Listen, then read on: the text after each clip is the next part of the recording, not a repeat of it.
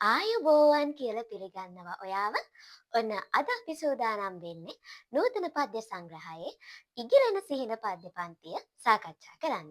ඉතින් ඊට කලින් පුංචි ඉල්ලීමක් කරනවා මේ වගේ වීඩියෝස් ඉදිරියටත් නරඹන්න කැමති නම් මේ YouTube channel එක subscribe කරන්න.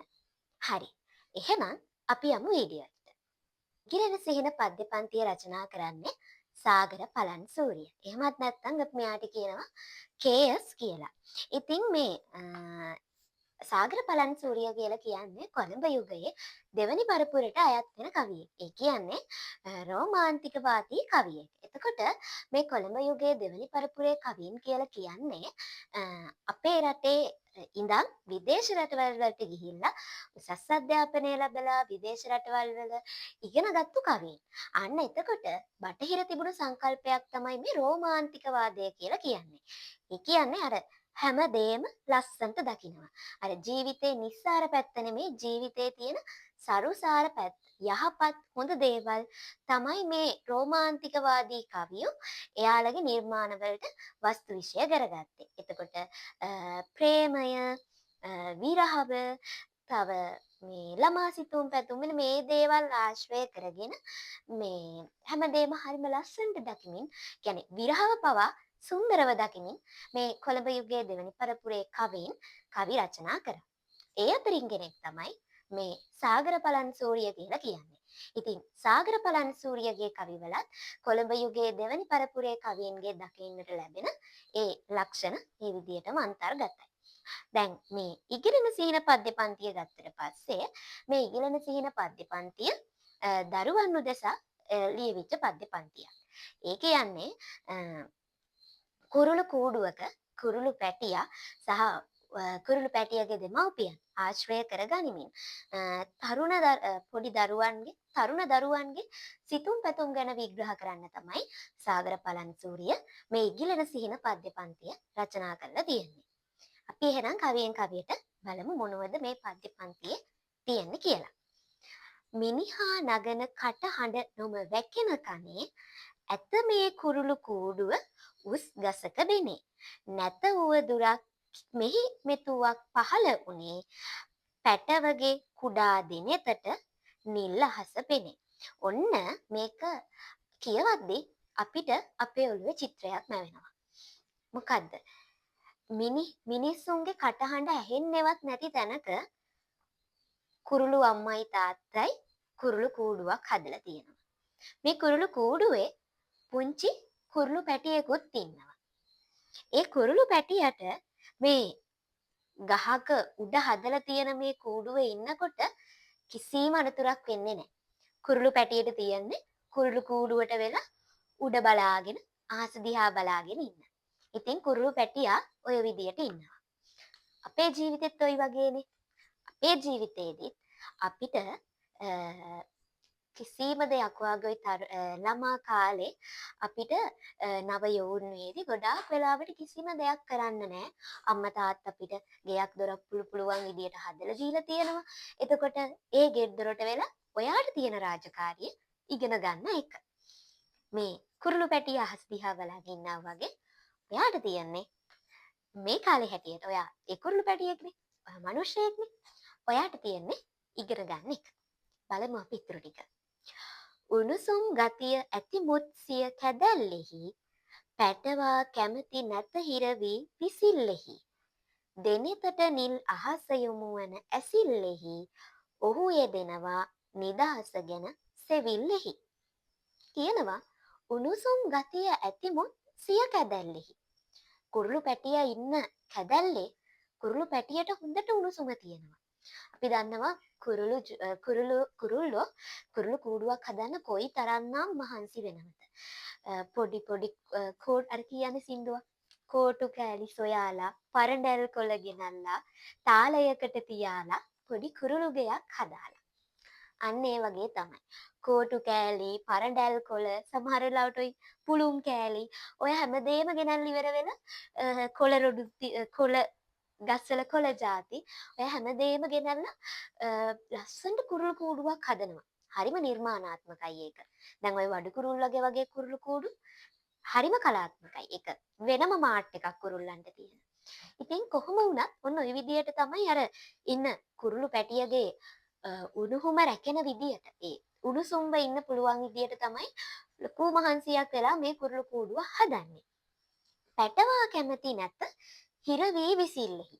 කොච්චර සැප පහසුකම් දීලා මේ කූඩුව හැදුවත් පැටිය කැමති නෑ හිර වෙලා කූඩුවට වෙලා ඉන්න. හරියට ඔයාලා වගේ. කොයි තරම් දෙන්න තියෙන සැප සම්පත් දීලා ලස්සන්ට ඔයාලව ජීවත් කරන්න දෙමව්පියෝ හැදුවත් සමහර වෙලාවට ඔයාලා හිතන්නේ ඒ ජීවිතේ හියවීමක් වදයක් කියලා. හැබැයි කවදාවත් හිතන්න එපා එහෙම මේ පද්‍ය පන්ති අන්තිමට යනකොට ඒ හිතන විදිය වෙනස් වෙයි. දෙනෙතට නිල් අහස යොමු වන ඇසිල්ලෙහි ඔහු යෙදෙනවා නිදහස ගැන සෙවිල්ලෙහි. දැන් පළවෙනි කවියෙත් කියනවනේ කුරුළු පැටිය උඩ බලාගෙන ඉන්නේ. දැන් දෙනෙතට නිල් අහස යොමු වෙන ඇසිල්ලෙහි කුරුළු පැටියට අහස පේනකොට කුරුළු පැටියා ඉන්නේ නිදහස ගැන හොයන්න. මේ අහසේ මම කොහොම කවද පියාඹගෙන යන්නද? කුරුළු පැටියට කුරුළු කූඩුවටම කෑම ටිකක් හම් වෙනවා. සුව පහසුවට ඉන්නත් තියෙනවා. එච්චර සැප සම්පත් තියෙද්දි කුරුළු පැටියට ඒ මුකුත් වැඩක් නැහැ. කුරුළු පැටියට ඕනේ අහසේ අත්තටු ගහලා නිදහසේ පියාඹලා යන්න.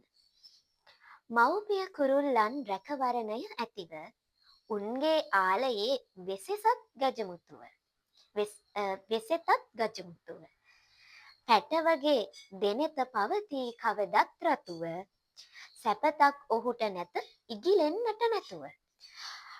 දැන් දෙමව්පියෝන්ගේ ආරක්ෂාව රැකවරණය ඇතුවනේ මේ කූඩුවක ඉන්නේ කුරුළු පැටියේ. අම්මා තාත්තා කන්න බොන්න ටික ගෙනත් දීලා ආරක්ෂා කරලා දෙමව්පියන්ගේ ආරක්ෂාවත් එක්ක හරි ලස්සන ජීවිතයක් මේ කුරුළු කූඩුවට වෙලා ගත කරන්නේ. දෙමව්පියන්ගේ ආදරය ඒ කූඩුවේ ඉඳිද්දී කුරුළු අම්මගේ තාත්තගේ ආදරය හරියට ගජමුතු වගේ. ඒ කියන්නේ ගජමුතු හරි දුර්ලභයිනේ. එතකොට අන්න ඒ වගේ එක හරිම වටිනවනේ. ඒ වගේම තමයි දෙමව්පියන්ගේ මේ වටිනා කියන ආදරය රැකවරණය මේ කුරුළු පැටියට තිබිලත් කුරුළු පැටියගේ ඇස් දෙක කොයි වෙලාවෙ රතු වෙලා. මොකද්ද මේ කියන්නේ? කුරුළු පැටියා කොයි වෙලාවෙ දුකින් ඉන්නේ. දෙමව්පියන් කොච්චර ආදරය රැකවරණය දුන්නත් කුරුළු පැටිය දුකින් ඉන්නේ. හරිම හිතුවක්කාර කුරුළු පැටියෙක්. සැපතක් ඔහුට නැත ඉගිලෙන්නට නැතිව. මේ මොන සැප සම්පත තිබුණත් කුරුළු පැටියට ඉගිලෙන්න නැතුව නම් වෙන කිසිම සැප සම්පතක් නැහැ. ඔන්න ඔයාලා වගේ. හරි හිතුවක්කාරකමට හිතන්නේ ඔය ගෙදරට වෙලා ඉන්න කාලේ අනේ ජොබ් එකකට යන්න තිබුණා නම් මට තනියම ජීවත් වෙන්න තිබුණා නම් ඒක හරි නිදහස් කියලා. හැබැයි ඒ කාලේට ආවම ගොඩක් අයට තේරෙනවා අර ඔයි පොඩියට ඉන්න කාලේ ඉස්කෝලේ යන කාලේ හරිම ලස්සනයි කියලා. ඉතින් ඒක පසු කාලීනව තමන්ගේ වයස මෝරණවත් එක්ක හිතෙන දෙයක්. ඊට පස්සේ අපි බලමුකෝ කවිය ඉතුරු ටිකට. දවසට සිය විටක් මව්පිය දෙදෙන විසින් කටටම හෙළෙන මුත් ආහාර කුරුළු රසින්. පිටවන තුරා ඔහු හිරවී සිටින ගසින්. ඉගිලෙන සිහින පිටමංකල නොහැක හිසින්.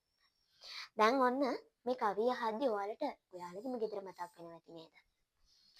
හවසට සිය විටක් මව්පිය දෙදෙන විසින්. දවසට 100 පාරක් විතර අම්මයි තාත්තයි කුරුළු හොටෙන් ආහාර ගෙනල්ලා මේ පොඩි පැටියට කෑම කවනවා. දැන් කුරුල්ල කොහොමත් එහෙමනේ. ඔය ගෙවල් වල එහෙම ඔයාලා දැකලා ඇති කුරුළු කූඩු හදලා ඔය පේන තෙක්මානේ තියෙනකොට යනවා. කුරුළු අම්මයි කුරුළු තාත්තයි කුරුළු පැටවුන්ට අර හොටෙන් තමයි කෑම කවන්නේ. දවසකට 100 පාරක් විතර කුරුළු අම්මගේ කුරුළු තාත්තගේ වැඩේම පැටවුන්ට කෑම අරන් එන එක. එතකොට හැබැයි මේ මොන දේ තිබුණත් මේ කුරුළු පැටියට මේ කූඩුවෙන් පිට වෙලා යන අදහස හිතින් අත්හැරිලා නැහැ. ඒ අදහස ඒ විදියම තමයි. ඉතින් ඔන්න මේ නව යෝන්විය ඔයාලා ගැන නේද මේ කියන්නේ. බලන්නකෝ.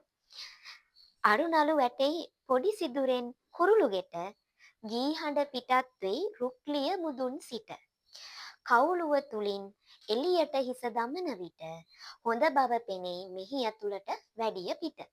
ඔන්න ඔය වයසේ ඔයාලට වෙන සංසිද්ධිය හරියටම ලියලා තියෙනවා. අරුණලු වැටෙයි පොඩි සිදුරෙන් කුරුළු ගෙට. කුරුළු ගෙට අරුණලු වැටෙනවා. ඉර එළිය වැටෙනවා. ඒ ඉර එළිය වැටෙන්නේ කොහොමද?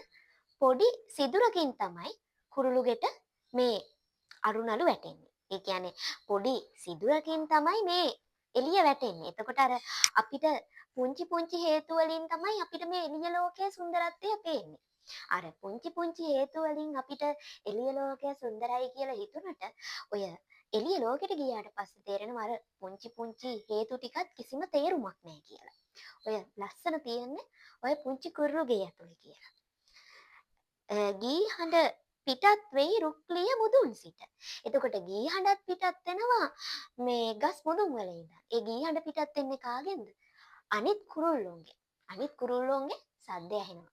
දැන් ඔයාලටත් එහෙමනේ ওই කාලේ එක එක කට්ටිය වීරයෝ වගේ පේනවා. ලස්සනට.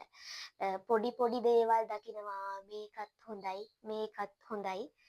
ওই වගේ පුංචි පුංචි දේවල් හොඳයි කියලා පේනවා. ඒ වගේම තමයි මේ එක එක වීරයෝ අර ගස් මුදුන් වල ඉඳන් ගීත කියන කුරුල්ලෝ වගේ එක එක වීරයොත් පේන්න ගන්නවා. මෙයා හොඳ වීරයෙක්. මෙයත් ඒ වගේ වීරයෙක්. මම මෙයා වගේ වෙන්න ඕන මම මෙයා වගේ වෙන්න ඕන. අර විදිය තමයි මරු. ඔහොම හිතනවනේ. අන්න ඒක තමයි මේ කියන්නේ. කවුළුව තුලින් එළියට හිස දමන විට දැන් මේ ලොකු දොරකින් නෙමෙයි එළියට හිස දාන්නේ.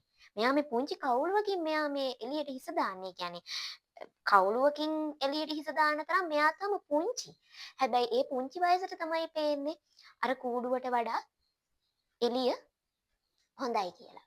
ඔකට හොඳ දෙයක් තමයි මේ අපි දැන් අපි මේ විවේකයෙන් ඉන්න ඔයව ඉගෙන ගන්න කාලේ ඔයාට මේ හිතනවනේ මීට වඩා හොඳයි මේ විභාග ඔක්කොම නැති වෙලා මට ජොබ් එකක් කරන්න නිදහසේ ඉන්න තිබුණා නම් එහෙම කියලා. හැබැයි ජොබ් එකක් කරන කෙනෙක්ගෙන් අහලා බලන්න ඒ මිනිස්සු නිවාඩුවක් නැතුව ඇත්තටම දුක් වෙනවා. අන්න ඒ වගේ දැන් මේ කුරුළු පැටියටත් වෙන්නේ අන්න ඒ දේ. එයා පොඩි කාලේ අර කවුළුවකින් විතරක් ඔළුව දාගන්න පුළුවන් චූටි වයසේදී යාට පේනවා කූඩුව ඇතුළට වඩා කූඩුව එළිය හරි ලස්සනයි කියලා. හැබැයි ඔය කුරුළු පැටිය ලොකු වුණාට පස්සේ තනියම කෑම හොයාගෙන තනියම ජීවත් වෙන්න උණු කාලෙක කුරුළු පැටියට තේරෙනවා අර කුරුළු කූඩුව ඇතුළ Tamanට හැමදේම තිබුණා නේද කියලා. බලන්නකෝ ඉස්සරහට. උවදුරු එමට ඇතිමුත් එලි මහනතුරේ පැටවැට පෙනෙයි එහි පවතින කුරුළු පොරේ. කොපමණ කලක් ගත වේවිද මෙහෙම හිරේ සිතුවිලි නිසා ඇති නිදිබර ගතියම හැරේ. එතකොට කවියා කියනවා උවදුරු එමට තියෙන වෙලි මහනේ. දැන් කූඩුව ඇතුලේ ඉන්නකොට අම්මයි තාත්තයි කන්න බොන්න ටික ගෙනත් දීලා හොඳින් රැකවරණය සැලසනකොට කිසිම උවදුරක් නැහැනේ. හයියට තමන්ගේ රැකවරණයට ඒ දෙන්න ඉන්නවා. එතකොට කිසිම උවදුරක් නැහැ. පැටවට පෙනේ එහි පවතින කුරුළු පොරේ. එතකොට දැන් මේ උවදුරු කොච්චර තිබුණත් එළියේ පැටියට පේන්නේ තියෙන උවදුරු ටික නෙමෙයි. අර කුරුළු පොරේ. කුරුල්ලෝ හරි ලස්සනට ඉන්නවා. අරහෙට යනවා මෙහෙට යනවා පියාඹනව නිදහසේ ඉන්නවා. ඔන්න කුරුළු පැටියට පේන්නේ ওই ටික. අර එළියේ තියෙන උවදුරු ටික පේන්නේ නැහැ. ඔයාටත් ඒ වගේනේ. යාළුවෝ සෙට් එකත් එක්ක ඉන්නකොට ජොලි දානකොට අන්න ඒව තමයි පේන්නේ. හැබැයි ඒවත් එක්ක මිනිස්සුන්ට ඇතිවෙන සමහර නරක සිදුවීම් මිනිස්සුන්ගේ ජීවිතේ අර නරක ඉරණමකට ගොදුරු වෙන විදිය ওই කාලේ එහෙම ලොකුවට තේරෙන්නේ නැහැ. කොපමණ කලක් ගත වේවිද මෙහෙම හිරේ. ඔන්න දැන් පැටිය හිතන විදිය. මේක හිරගයක්. දැන් ඔහොම කියලා සමහර ළමයි දෙමව්පියොත් එක්ක රණ්ඩු වෙනවනේ. මට මේකෙන් එළියට යන්න දෙන්නෙත් නැහැ. මේක මහ වදයක්, මේක මහ හිරගයක්. ඔහොම කියලා. දැන් පැටියට පේන්නේ එයාගේ ගෙදර හිරගයක් වගේ. අර උවදුරු තියෙන එළිය හරි ලස්සනට පේනවා. සිතුවිලි නිසා ඇති නිදිබර ගතිය හැරේ. ඒ කියන්නේ දැන් මෙහෙම හිත කුරුළු පැටියට නිින්ද යන්නේ නැහැ. ඊළඟට තියෙනවා සටනක් නැතිව සැපතක් ඇති විය නොහැක මේ රැක වරණ තුල ඇති සුව සිරි දුකෙක. උවදුරු දිගේ යන දිග මාවත මිසක නිදහස කරා යන වෙන පාරක් කිමෙක. මේක ලොකු ගැඹුරු අර්ථයක් තියෙන කවියක්. මේ නව යෞවනයේ තරුණ තරුණියන් හිතන විදිය. සටනක් නැතුව කොයි තැනකවත් සැපතක් නැහැ. ඒ අර ওই වයසේදී අර හිතවල ඇති වෙන විප්ලවකාරී හිතය. සටනක් නැතුව ආයේ කිසි දෙයක් දිනා ගන්න බෑ. අපි සටන් කරන්න ඕන. ඒ වගේ තමයි අපි ගෙදර අයත් එක්ක හරි සටන් කරලා අපි අපේ නිදහස ලබා ගන්න ඕන. හැම දෙයකටම වඩා වටින්නේ නිදහස. ඔහොම කියලා ওই කාලේ අර ඇති වෙන විප්ලවීය සිතුම් පැතුම්. මේ රැකවරණ තුල ඇති සුව සිරි දුකක. මේ රැකවරණයත් එක්ක මේ තියෙන සැප පහසුකම් මහ දුකක්. ඒ කියන්නේ සමහර ළමයි ඉන්නවනේ දෙමව්පියෝ හැමදේම අතට පයට කරලා දීලත් ඒ ඔක්කොම දමලා ගහලා යන ළමයි. අන්න ඒකත් ඒ අයත ගැන තමයි මේ කියන්නේ. තියෙන සැප සම්පතුන් දුකක් විදියට පේනවා. උවදුරු දිගේ යන දිග මාවත මිසක. මේ උවදුරුත් එක්ක හැලහැප්පීම් වලින් එක්ක තමයි අපි ජීවිතේ යන්න ඕන ඉස්සරහට. අර ආවේගකාරීත්වයත් එක්ක හිතනවා කරදර එනවා. අපි කරදර වලට මුහුණ දීලා සටන් කරලා අපි අපේ ගමන යන්න ඕන. නිදහස කරා යන වෙන පාරක් කිමක. එහෙම නැතුව අපි කොහොමද මේ නිදහස හොයාගන්නේ? මේ ගෙවල් වලට වෙලා ඉන්නකොට මේ කූඩු ඇතුළට වෙලා හිර වෙලා ඉන්නකොට අපිට නිදහසක් නැහැ. සිතුම් පැතුම් නව යොවුන් විය. මව්පිය කුරුල්ලන් ආහාර රැගෙන කටින් ආවා පුරුදු ලෙස පැටියා දකින අටින්. දුටුවා හිස්ව ඇති බවගිය එහිම පිටින් පැටවා ගිහින් එළි වෙනකොට හතර වටින්. මව්පිය කුරුල්ලෝ දෙන්න ආහාර අරගෙන ආයෙ මෙනව කූඩුවට. ඒ එනකොට කොහොමද එන්නේ? සුපුරුදු විදියටම පැටියා දකින්න හිතාගෙන තමයි මේ අම්මයි තාත්තයි කූඩුවට එන්නේ. කෑමත් අරගෙන හිස් අතින් ඉන්නේ. දුටුවා හිස්ව ඇති බව ගෙය එහෙම පිටින්. කූඩුව එහෙමම හිස් වෙලා. පැටවා ගිහින් එළි වෙනකොට හතර අතින්. දැන් විප්ලව කරලා Tamanට ඕන දේ දිනා ගන්න බැරි වෙනකොට කුරුළු පැටිය මොකද්ද කරන්නේ? හොරාටම පැනලා ගිහිල්ලා. අන්න එතකොට මේ අර ඔයාලටම දැන් මතක් වෙනවා ඇති සමහර යාළුවන්ගේ ඔයාලා අන්තකල තියෙන අයගේ අසල්වාසීන්ගේ ජීවිතවල කේදාන්ත. මෙන්න මේ විදියට හිතලා අර තමන්ගේ රැකවරණයට ඉන්න දෙමව්පියන් නිවැසියන් ඒ ඔක්කොම අත්හැරලා දාලා යන විප්ලවකාරී තරුණයෝ. ඒ නිදහසත් එක්ක නවයෝන් වීදී ඔවුන්ගේ සිතුම් පැතුම් වැරදි දේවල් වලට යොමු වෙන විදිය තමයි මේ සාගර පලන් සූර්ය කවියා මේ විදියට ඉදිරිපත් කරලා තියෙන්නේ. දැන් ඔයාට පේනවා මේකට මේ පුංචි කුරුළු කූඩුවක්. කුරුළු අම්මෙක් තාත්තෙක් කුරුළු පැටියෙක් මේක ස්වභාවික පරිසරයේ තියෙන හරි සරල දෙයක්. කුරුළු පැටියෙක් කූඩුවකින් එක, කුරුළු පැටියෙක් කූඩුවෙන් ඉගිලිලා යන එක, කුරුළු අම්මයි තාත්තයි කුරුළු පැටියට කන්න බොන්න ගෙනත් දෙන එක. මේක හරි සරල සාමාන්‍ය සමාජයේ සිද්ධ වෙන සංසිද්ධියක්. අන්න එතකොට අන්න ඒ වගේ සංසිද්ධියක් ආශ්‍රය කරගෙන මේ සාගර පලන්සූරිය මේකෙන් ගැඹුරු ජීවන දර්ශනයක් පෙන්වනවා. නව යොවුන්වියේ තරුණ තරුණියන්ගේ සිතුම් පැතුම් වෙනස් වෙන්නේ කොහොමද?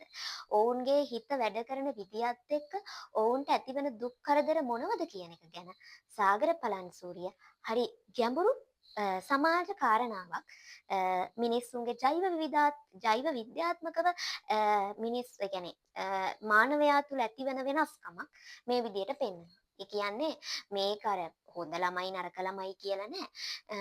නව යෝනියේදී හැමෝගෙම හිත තුළ ඇතිවෙන සාමාන්‍ය මානවීය සිතුම් පැතුම් විපර්යාසයකට ලක්වීමක් තමයි මේ විදියට පෙන්නලා තියෙන්නේ.